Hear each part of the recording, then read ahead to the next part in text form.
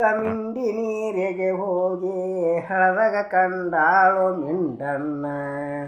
ಹಳದಾಗ ಕಂಡಾಳು ಮಿಂಡನ ಹುಡುಗಿ ಶಿರಚನಾಗಿ ಮತ್ತು ಎರಗಿದಳು.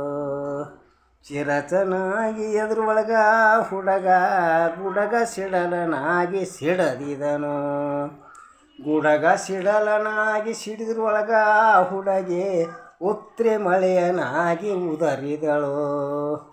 ಉತ್ರೆ ಮಳೆಯನಾಗಿ ಉದುರುವೊಳಗ ಹುಡುಗ ಒಡ್ಡಲು ಒತ್ತಲಾಗಿ ತರಬಿದನು. ಒಡ್ಡಲು ಒತ್ತಲಾಗಿ ತೆರೆದ್ರೊಳಗ ಹುಡುಗಿ ಮೇನ ಮಸಳಿನಾಗಿ ಹರಿದಿದಳು. ಮೇನ ಮಸಳಿನಾಗಿ ಹರಿದ್ರೊಳಗ ಹುಡುಗ ಜಾಲಗಾರನಾಗಿ ಜಗ್ಗಿದನು.